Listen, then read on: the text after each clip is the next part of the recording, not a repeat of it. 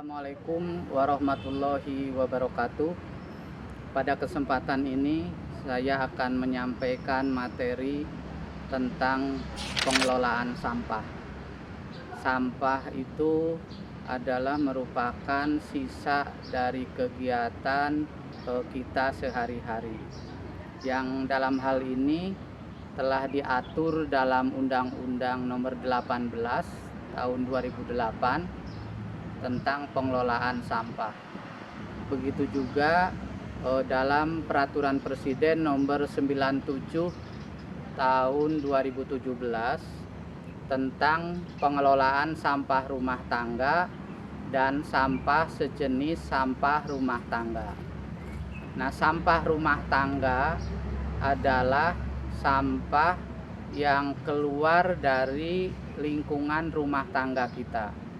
Sementara sampah sejenis sampah rumah tangga adalah sampah yang keluar seperti dari dalam rumah tangga kita, tetapi keluarannya bukan dari rumah tangga, yaitu bisa dari perkantoran, bisa dari pasar, bisa dari museum, bisa dari perpustakaan, bisa dari taman, bisa dari alun-alun, bisa dari kawasan perumahan ataupun kawasan komersial lainnya.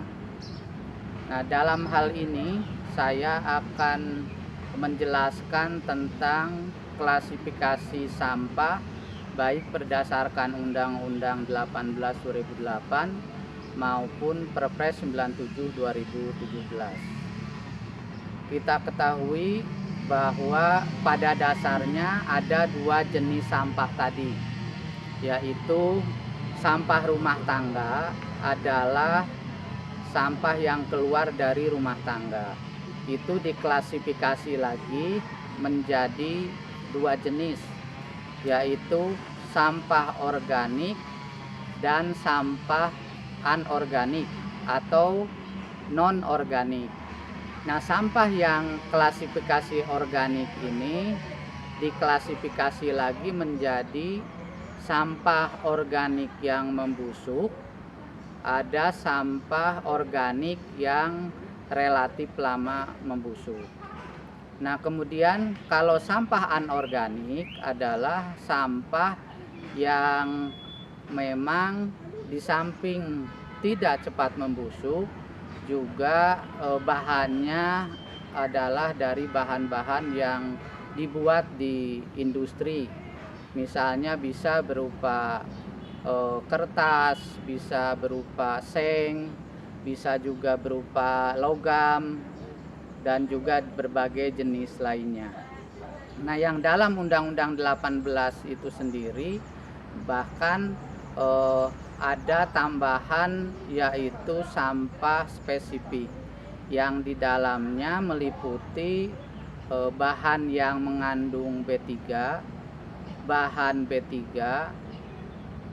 bahan bangunan atau sisa bangunan, atau bahan lain yang tidak bisa diproses secara cepat. Nah, dengan demikian maka kita perlu memahami secara betul mengenai pemahaman sampah ini, karena di masyarakat memang ada perbedaan pemahaman mengenai klasifikasinya, yaitu tentang sampah organik dan anorganik. Sampah organik tadi sebetulnya bukan hanya dari makanan, buah-buahan, sayur-sayuran, kemudian juga daun-daunan seperti dari pohon-pohon ini di sekitar kita ini, tetapi juga plastik merupakan kategori sampah organik. Kenapa demikian? Karena plastik itu termasuk senyawa karbon. Organik itu adalah senyawa karbon. Jadi plastik termasuk organik 100%.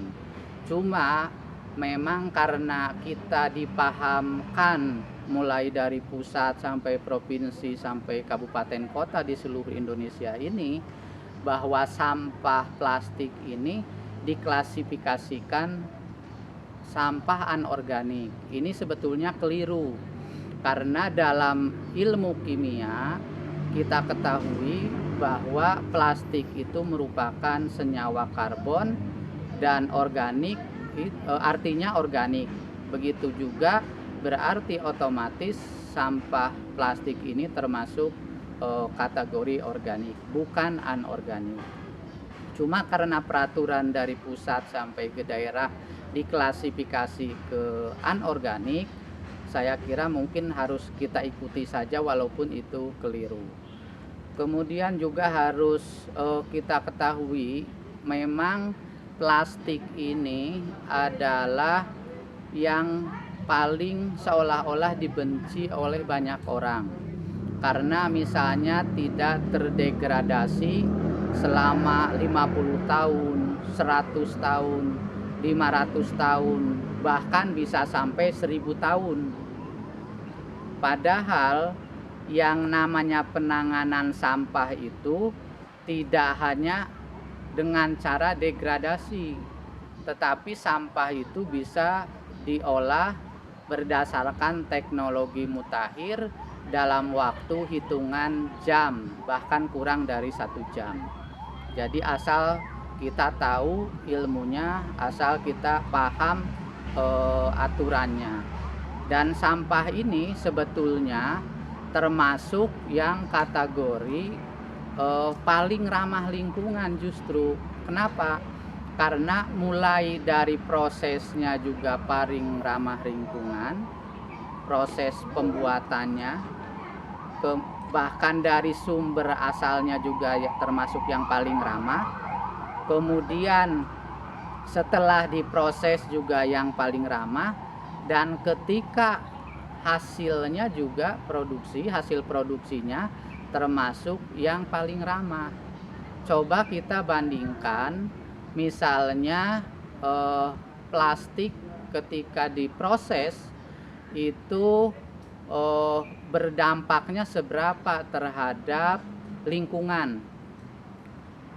Misalnya kerusakan lingkungan itu sebetulnya dibandingkan dengan bahan-bahan sampah lainnya, apakah itu seng atau kertas, kemudian logam atau aluminium dan sebagainya, justru itu konsum energinya paling tinggi. Konsum energi paling tinggi itu artinya bahwa yang dapat membuang gas ke udara. Artinya yang lebih merusak pada lingkungan itu adalah justru sampah di luar plastik. Nah, sementara sampah plastik itu kalau berdasarkan perhitungan teori yang benar itu justru lebih ramah dibandingkan dengan lain-lainnya. Cuma pemahaman kita sudah dibuat image, dibuat pemikiran sehingga plastik ini paling tidak ramah, karena memang mungkin sampai di laut atau bahkan kalau di kita itu di sungai merusak biota laut maupun sungai. Tetapi kenyataannya justru malah sebetulnya kalau sampah di sungai atau di laut itu kan ngambang. Jadi sebetulnya lebih mudah diambil daripada sampah jenis lainnya yang tenggelam, sehingga harus dikeruk, harus lebih menggunakan biaya ataupun usaha-usaha lain yang lebih berat dibandingkan dengan sampah plastik. Nah, oleh karena itu maka kita sebetulnya tidak harus takut dengan sampah plastik, tapi kita harus memperlakukan bagaimana supaya sampah plastik ini diperlakukan sebagai mestinya. Karena zaman modern ini orang sudah hidup di zaman plastik. Jadi hampir semua aspek kehidupan di sektor perdagangan, sektor industri, di rumah tangga dan sebagainya, itu lebih banyak menggunakan bahan-bahan yang berbau plastik. Nah, oleh karena itu bagaimana kita menempatkan plastik ini sebagai sampah yang bisa bermanfaat. Yang pertama, bahwa memang kita harus menempatkan sampah plastik ini terlebih dahulu harus dilakukan pemilahan dan kita simpan pada tempat yang sesuai, yang benar, yang sudah kita tetapkan, sehingga nanti setelah kita pilah, kita angkut, kita proses sesuai dengan klasifikasi sampah plastik itu sendiri. Nah, kemudian juga kita perlu memahamkan kepada masyarakat supaya justru bukannya dilarang-larang seperti misalnya retail modern dilarang menggunakan plastik. Kemudian juga istilahnya ada pelarangan plastik, ada cukai plastik dan sebagainya. Sebetulnya ini justru akan mengganggu pada industri-industri yang akan tumbuh, sehingga nanti tenaga kerja malah akan berkurang. Tetapi dengan penanganan secara betul tentang masalah sampah plastik, ini akan berdampak kepada satu, akan tumbuhnya industri plastik, yang otomatis akan tumbuhnya ekonomi masyarakat. Kemudian juga tenaga kerja akan berkembang tentunya karena membutuhkan tenaga kerja.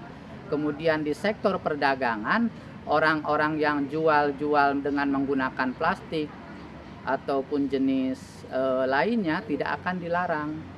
Tukang gorengan mungkin bisa bebas, tukang cimol, tukang kue, ataupun misalnya tukang pedagang keliling dan lain sebagainya, itu bisa bebas menggunakan plastik, tetapi harus diperlakukan jangan seperti pada waktu misalnya zaman daun pisang atau daun jati, di mana orang bisa bebas membuang sisa atau wadah dari tempat itu. Sedangkan plastik itu memang harus ditempatkan sesuai dengan tempatnya, sehingga nanti pengelolaannya lebih mudah, diklasifikasi. Karena dari sampah plastik ini bisa dijadikan bahan bakar, yaitu berupa bisa bensin, bisa solar, bisa minyak tanah.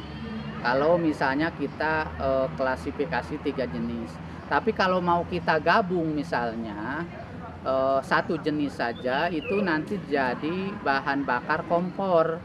Nah, bahan bakar kompor ini bisa dimanfaatkan untuk misalnya industri tahu, pedagang bakso, pedagang mie, pedagang-pedagang keliling, atau misalnya pedagang-pedagang lain, kuliner-kuliner, dengan memanfaatkan dari sampah plastik berupa bahan bakar ini. Kemudian juga bahwa plastik ini juga yang jelek-jelek itu nanti bisa dibuat paspal, jadi bahan perekat aspal yang nanti bisa memperkuat aspal misalnya di wilayah-wilayah kecamatan atau desa-desa dan sebagainya.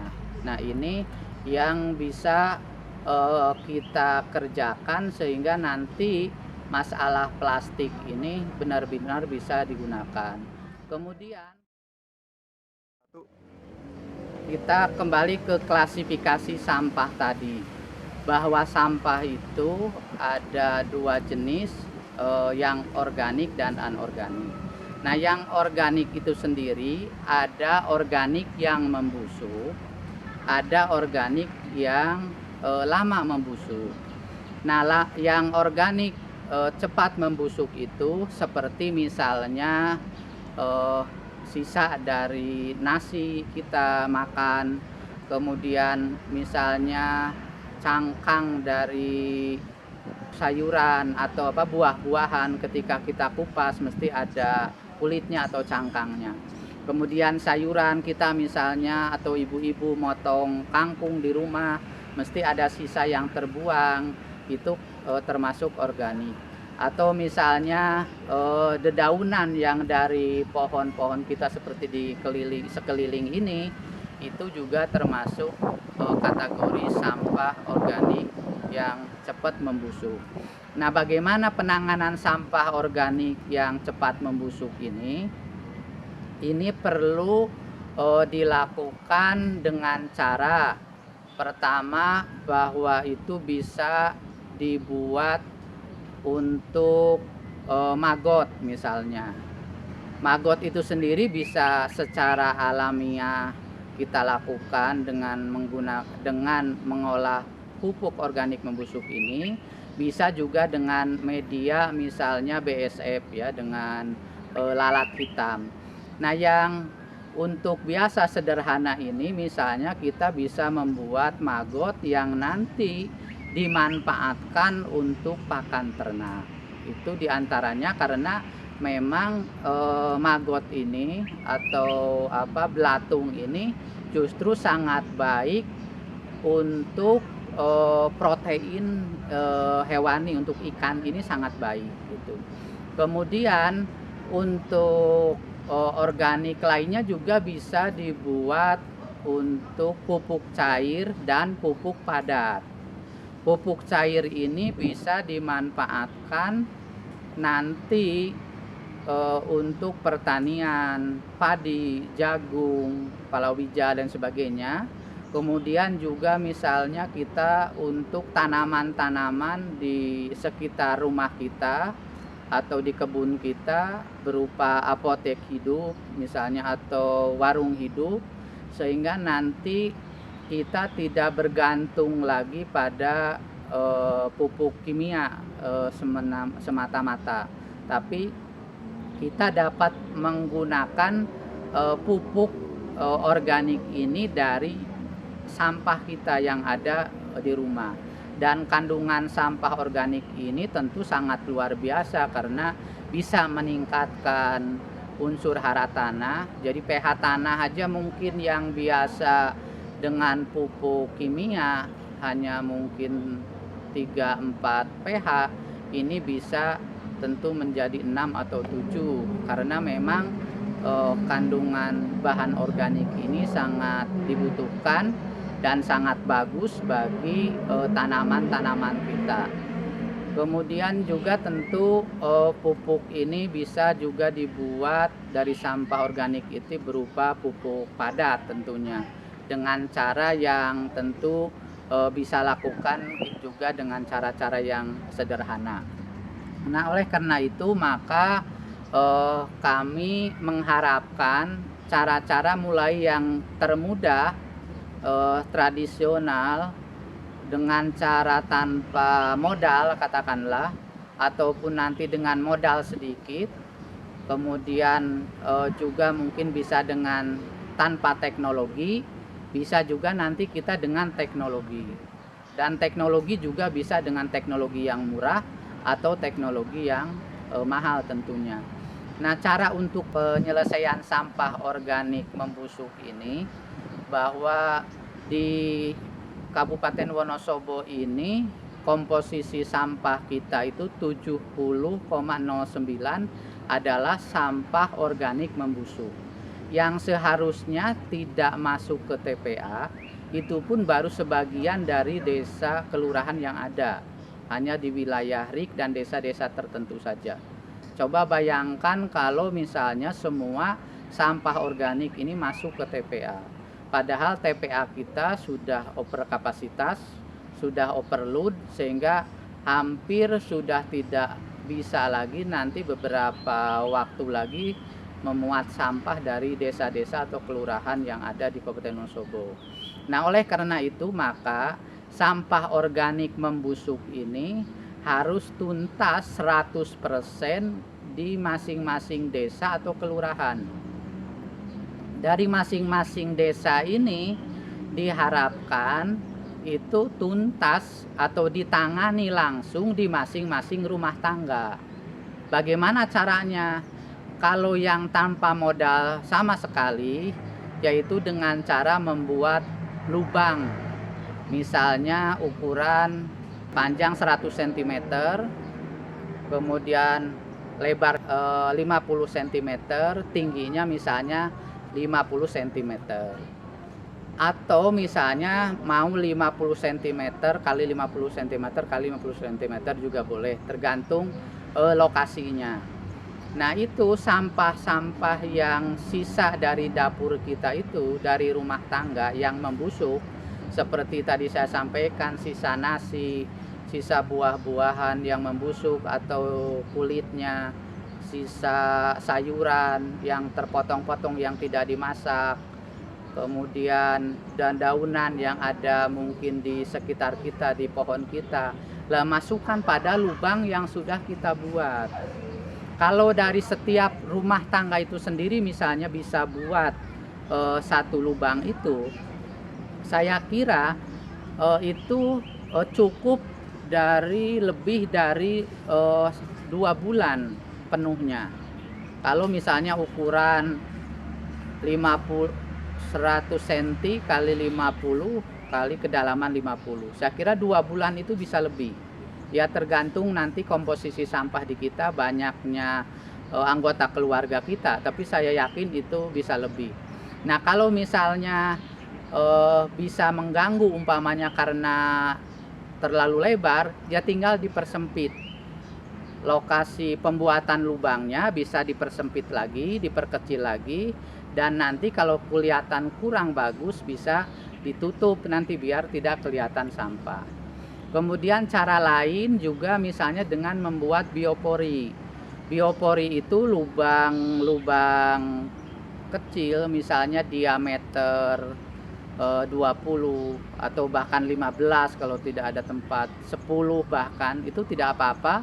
Nanti kedalamannya 50 cm. Nah, setiap sampah-sampah organik membusuk dari dapur kita itu dimasukkan pada lubang biopori itu.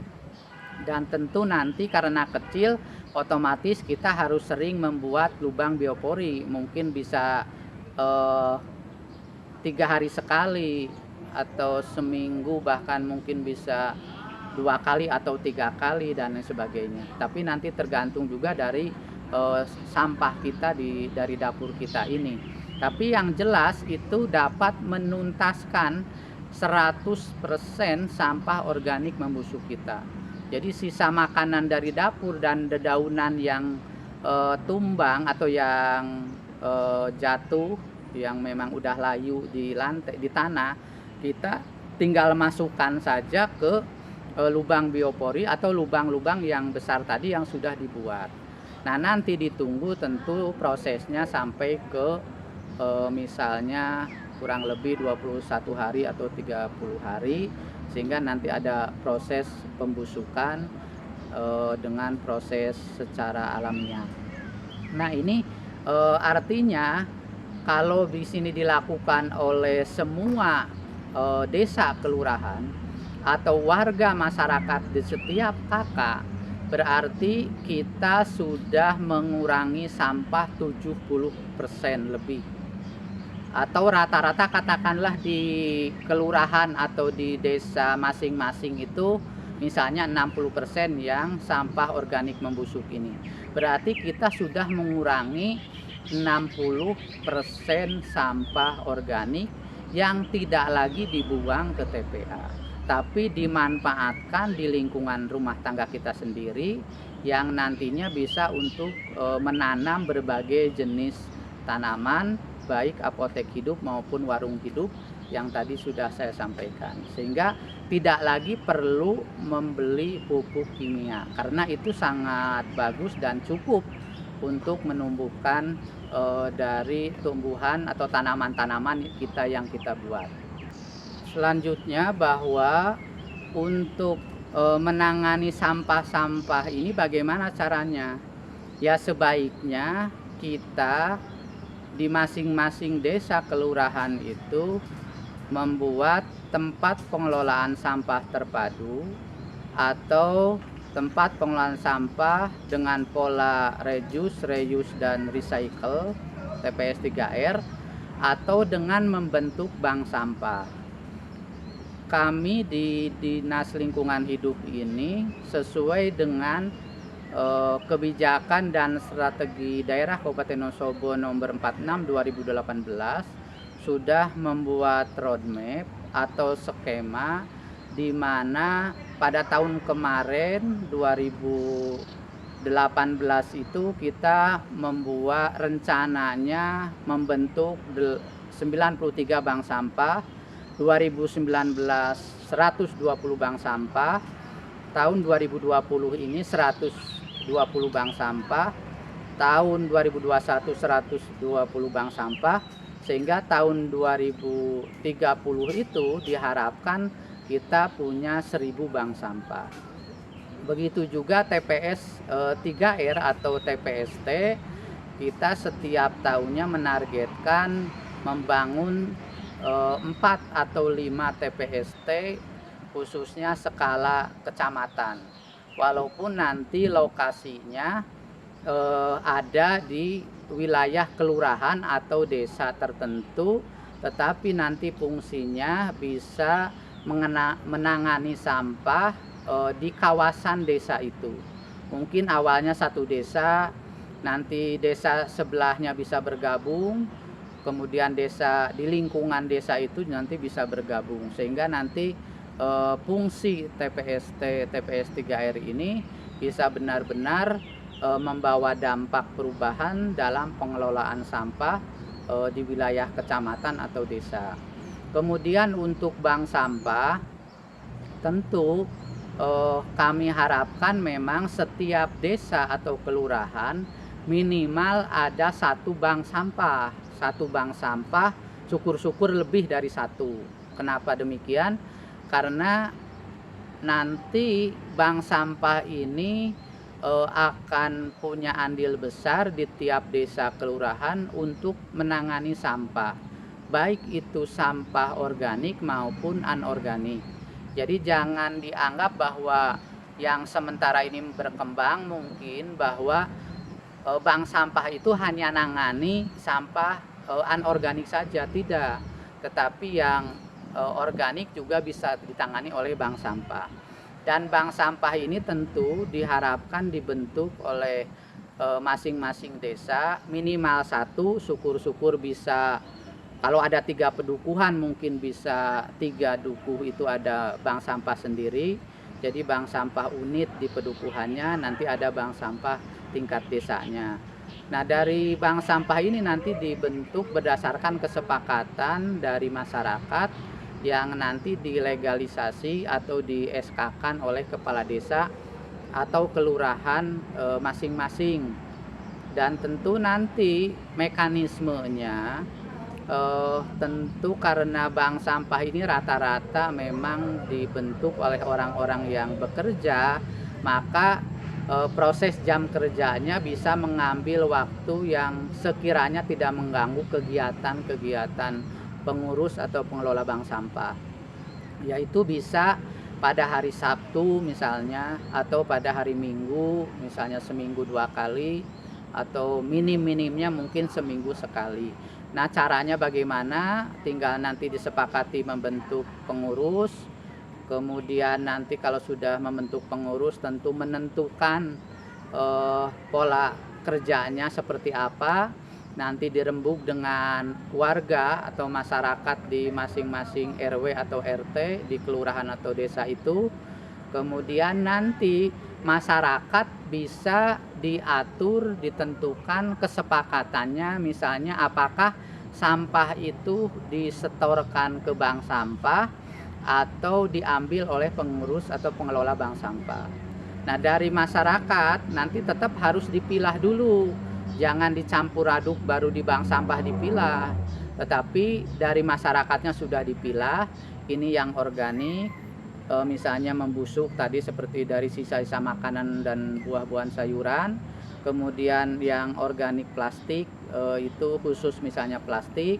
Kemudian yang misalnya kertas sendiri, misalnya seng sendiri, logam sebagainya itu tersendiri, dipisah-pisah. Kemudian yang residu itu jelas harus tersendiri juga. Jadi kalau bisa itu ada 5 jenis atau tempat sampah, atau misalnya minimal 4, atau setidak-tidaknya ada 3 tempat bank sampah.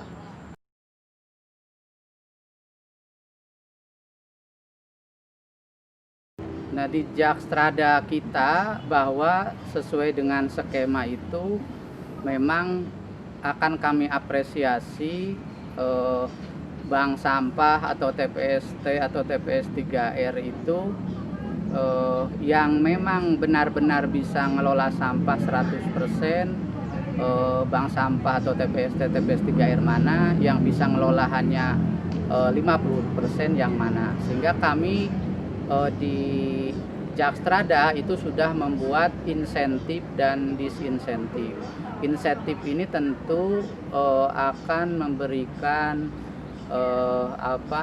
pemberian yang sifatnya stimulus saja, memang karena mungkin keterbatasan anggaran APBD kita, tapi akan kita apresiasi di mana kalau ada kelembagaan bank sampah atau ada desa atau kelurahan yang menyelesaikan sampah 100%, tentu akan kita apresiasi dengan pemberian insentif.